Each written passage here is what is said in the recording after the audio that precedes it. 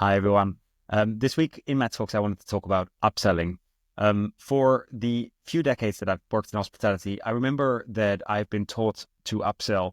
I have always found it incredibly hard to start a conversation with a guest about offering them a high category room. I felt shame or embarrassed to do that because I couldn't imagine at that time that I would buy a suite, for example, because I didn't have the income. So I could not put myself into the shoes of a guest. And throughout my travel career, I also very rarely see a hotelier offering me an upgrade, but the computers consistently do. And sometimes I take it and sometimes I don't, and my motivations change. But one of the most important things is that upsells drive incremental revenue. And it doesn't just do that. It also makes the experience that guests are having better because obviously we always think about, oh, I shouldn't be bothering my guests with upsells. But actually, if they're buying it, that means that there is a need that you're filling and that's improving that guest experience. So in this Matt Talk, I want to just talk about, first of all, analog versus digital, and what are we thinking about both of them, but also how much is too much? Because nowadays with technology tools, I find that I get so many emails and they are just all over the place and incessant, and I just ignore them. And at some point, you disengage your customers, your guests from the whole process. And it means that you also lower, for example, online check-in numbers because they just ignore all of the emails.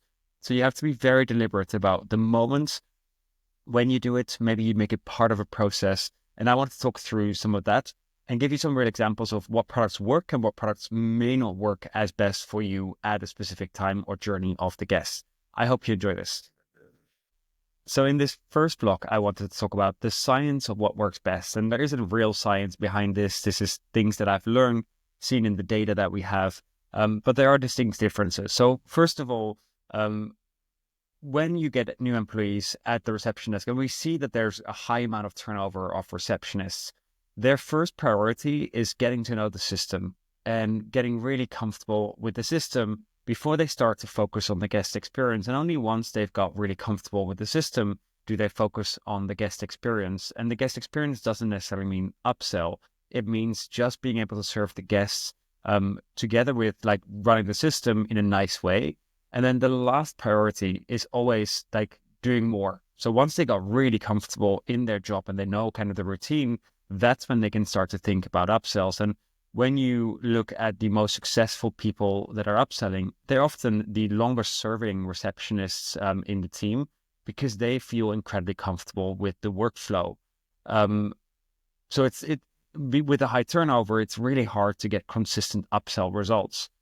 Another thing is some people just will never be great salespeople and they will never thrive. As much training as you can give them, they'll never thrive at doing upsells. But if you do find those gems, the persons that are very successful could drive significant revenue. And you need to make sure that you have a really strong incentive plan for those people to drive those upsells.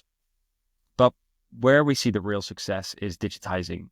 And I've talked previously about the shift that happened in McDonald's when they replaced their desks where humans were taking your orders and asking, would you like fries with that, to kiosks. And what they've seen is a significant shift in the types of orders. People might order 3 burgers and no fries. And they've seen a real shift because people don't have shame to place an order that they do feel when they place an order with a human. It's much easier for them to just select products that they feel that they want to get. And computers are consistent. They will 100% make an offer of an upsell to a guest. So whilst you have to train and retrain the humans at the reception desk to offer upsells, the computer, when you tell it to offer an upsell, it consistently happens. And if you think about airlines, I fly every single week. I am willing to pay a little bit extra for a seat with a little bit of extra space. And we do the same things in hotels. If you have rooms available earlier in the morning for early arrival, people are willing to pay for this. We have a hotel in central London, and people pay a lot of money for an early arrival at 9 a.m. in the morning because they just want to go into their room and freshen up after the long flight. And this is an exact example of you paying in the airline for extra seat space. In a hotel, we all want to arrive early, and I don't want to store my luggage. I just want to get into my room and freshen up before I go and explore the city. So we find that the computers are just more diligent in following through, and that gives people a moment to think about it.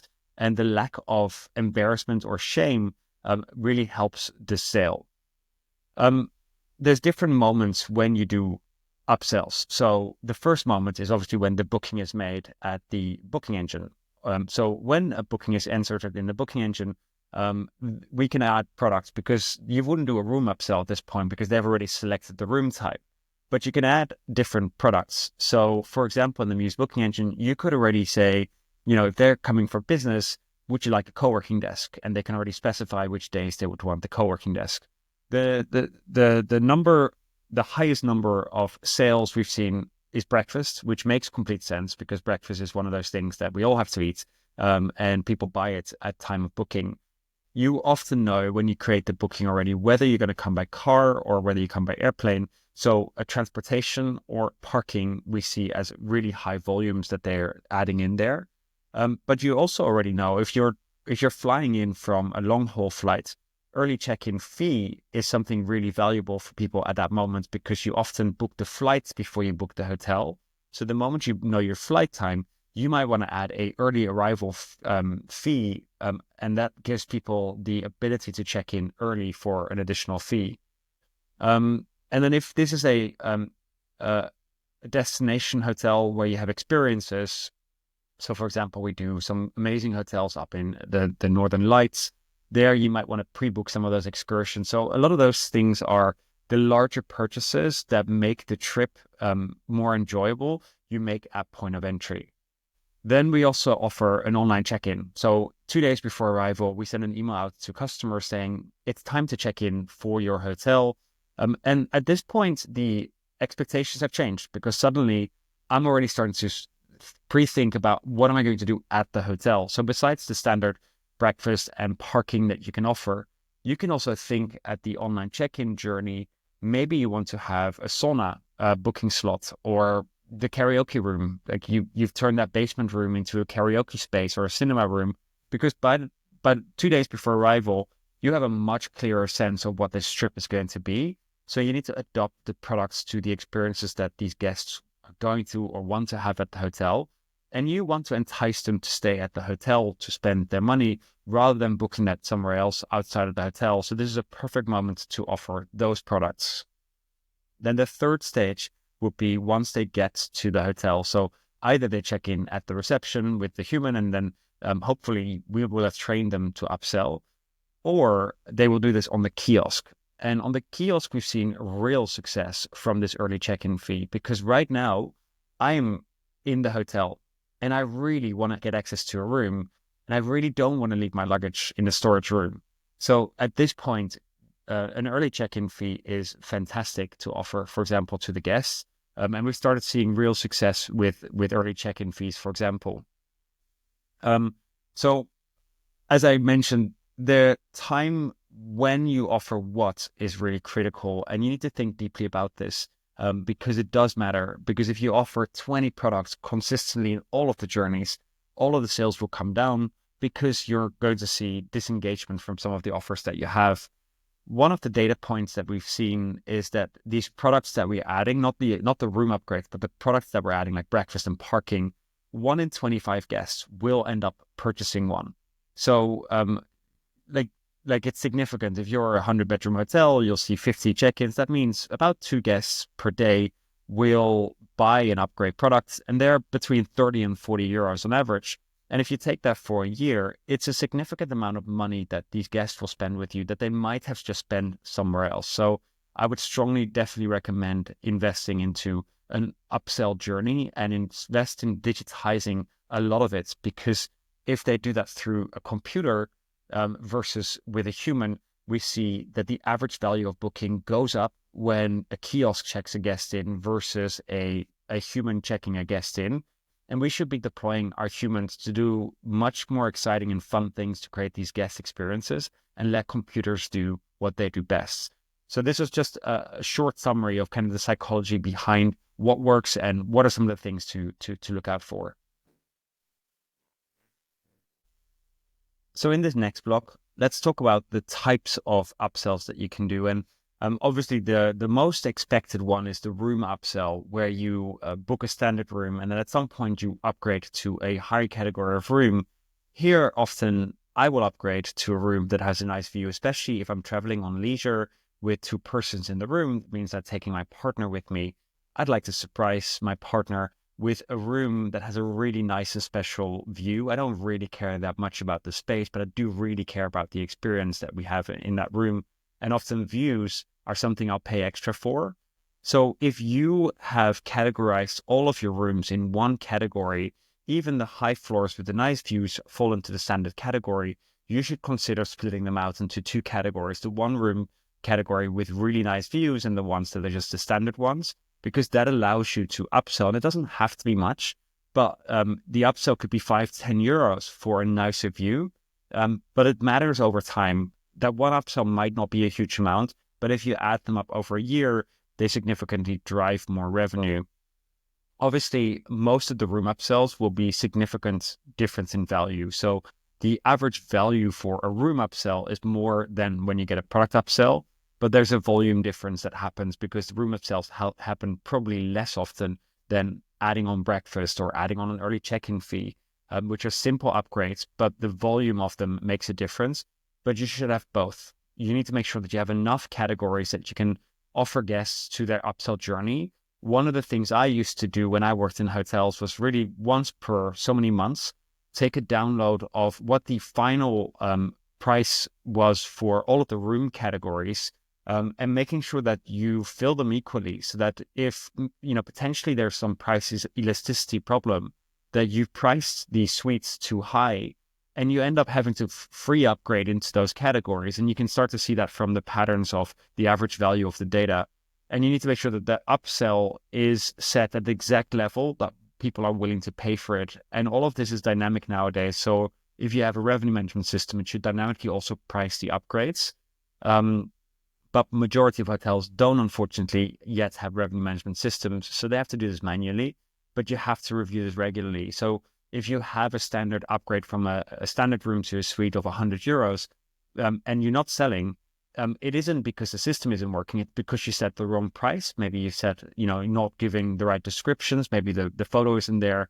If you have an upselling strategy, you need to revise it very regularly. And it needs to be part of a quarterly review that you do to make sure that you constantly tweak, because your guests change in different seasons and the way that they behave will also change with that. So when you do product upsells, so obviously everyone thinks about the standard types of upsells. I often speak to hoteliers or even alternative service providers. So if you think about extended stays or Airbnbs, and those operators will say, we have nothing to upsell. If you are a budget hotel, for example, they'll say, we don't have anything to upsell because we are a budget hotel. And that's such a lost opportunity, because there are some items that you could have in stock that are not really perishable, but that are high value, that it's worth adding into that flow. So it could be, for example, a candle. Like we love these like very special candles that you can buy from a trip that are a nice gift that you give away. Because if you cater to a lot of business travelers, they often have to come home with presents, as I do. And then the easiest thing to do would be to just purchase a present from the hotel. That could be a candle. That could be a local teddy bear that you offer if you have kids. And a lot of these business travelers have kids at home. So have a small selection of non-perishable goods that could sit in storage and you don't lose value of over time. Another thing is that a lot of people travel for a occasion. So that could be an anniversary, that could be a birthday, that could be a romantic stay. You should have a romantic package. You should have a birthday cake directly in all of your upsells, because people are purchasing this. And it's easier that they do this through the online journey than that they have to email the hotel. You then have to tell them what the price is. You have to invoice them separately. This should be part naturally of the journey. because a lot of people travel for special occasions and you need to cater to those occasions specifically. And then always think about all of the spaces across the hotel. So we always think about the rooms and then adding breakfast and a parking, but we have so much flexible space in a hotel that we need to sell and fill. So if you do have space for a co-working space, just add a few desks that people can pre-book, for example, for co-working, add that karaoke room and make it bookable, because all of these products could be dynamically priced, right? In Muse, you can load these products and these spaces in. They can be dynamically priced. So if the karaoke gets busy on a Saturday night at 8 o'clock, which is very likely, the price should go up. And that makes it really exciting for you to start offering these upsell packages. And one of the things you could do is, as guests have checked in, there's another upsell opportunity that happens that you can run through your CRM, saying, send a SMS to the guest that offers them the karaoke room, for example. So you can do a lot with the different types of upsells, and really think creatively. If you are an Airbnb, how about a filled fridge, right? Because often you arrive at these Airbnbs and there's maybe an espresso machine and a bottle of water. But most likely these customers will now have to go to the supermarket to stock the fridge. So why not offer a stocked fridge? It's a really nice upsell. They buy it beforehand, so you can prepare for these things beforehand, and then it can make a really nice margin. And it all happens at point of entry, so you don't have to then come consistently back to the Airbnb. If the Airbnb doesn't have any services, you could provide some tours, because these people are coming for a stay in your destination. So why not work with a local tour guide that you can offer tour guides or transfers, etc. I believe that every single hotel has things to offer, and we just have to get more creatively about how do we offer those products. Everything you load into your upsells needs to have visualization. What I often see is that you get a crappy photo of a champagne bottle and roses on these upsells, which are stock photography. It doesn't cost you anything to take your iPhone to take a nice photo of a champagne bottle in the environment of the room, so that people visualize the experience that they're buying. And it honestly, nowadays with iPhones, the quality of the photos is good enough to add those things into your upsell journey. If you just find someone who's passionate about taking photos, making sure that all of your upsell products have a photo that is not stock photography, it just helps sell it better, because you can once show it in the room so people can really imagine what this will look like. If you buy the romantic package, just put the rose petals and the nice bottle of champagne in the room so people can dream of, oh, this is a nice experience when my husband or my wife walks in for that experience. And we have to take people on the dream of wanting to purchase some of these products. And lastly, let's talk about AI, because a lot of the upsell that we're doing is very manual, very much not driven by AI, but I think it could change dramatically in this coming year. One of the things that I use AI for every single day is for inspiration. I give it a prompt. If I feel I can't think of anything good to upsell, and a lot of hoteliers always think, I don't have much to upsell. We are a budget hotel or we are an Airbnb. I can't think of anything. And this is where AI comes in. So in this case, I gave it a prompt. So I went onto AI and I printed out the recommendation. So I said, I need some creative upsell ideas. We are a city center hotel in Amsterdam during winter. What are some of the creative ideas that you can come up with? And it's nice because it instantly came back with a number of excursions and tours. These are high value ticket items, which are really interesting. So for example, it came with a private winter canal tour on an exclusive boat with mulled wine, heated blankets, and a private guide. I thought that was really nice. You could do a skip the rain transfer service. So you could have a private driver when it rains to take you around to different locations around Amsterdam, like Volendam, where you can visit some Dutch villages, etc. You could do a stroopwafel, which is a local delicacy, a cooking class to do that. What else do they have? Like a golden hour rooftop mulled wine experience. AI is so good. You just have to give it the right context, and it will give you suggestions that you can then incorporate into your guest experience. Because really, you should change the upsell offerings every quarter as the seasons change, you should give it a refresh. You should look at what's working, what isn't working. And if it isn't working, then ask AI to give you a good recommendation for that particular product. Secondly, machine learning is increasing as well. So you saw Muse acquire Atomize, the revenue management company, a couple of months ago. And it's because we believe that we should help hoteliers drive autonomous pricing across all of the products. Right now, revenue management systems price bedrooms, but we think that everything with a price tag on it that a hotel offers should be dynamically priced based on the demand that we're seeing for those particular products. And that means making them more affordable when it's low season and making them more expensive when there's a very high demand for some of those products, specifically for some of the spaces that we see where there's a limited number of spaces. So when you see, for example, parking on a Saturday when the hotel is fully occupied should be more expensive than on a Tuesday when the hotel is running a 50% occupancy. And it shouldn't be the humans driving this by hand, because that will be really intensive if you have lots of products to do dynamic pricing. This is where revenue management will come in, and this is where we're going to be focusing our attention with this amazing acquisition. Another thing is we deeply integrate with great partners. One of those partners is a chat app that we've integrated with called runner.ai. And the moment we have the confirmation, the guest reservation confirmed, they can start to communicate with that guest. So they can send an SMS or a WhatsApp to that guest and start to say, hey, we see that you don't have breakfast attached. Would you like to attach breakfast? Because they pull all of the reservation items, and then they can start to personalize their messaging to the guests. If they see, for example, that it's a business traveler, they could suggest a co-working space or a meeting room, and you can just send a link to a booking engine directly to the guests. And if that's a leisure guest, maybe offer them booking the spa or karaoke room. And it's really important that you have these smart AI tools that can instantly learn what a guest is looking for, knows all of your services, and starts to intuitively having those services offered through the conversation. So I think a lot will happen in the next year with AI.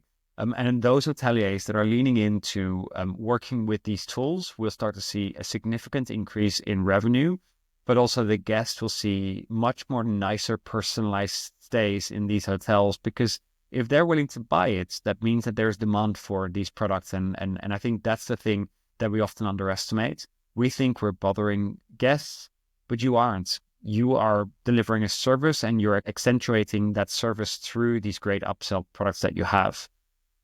Lastly, we talked about a lot of different stages at which you can sell these products.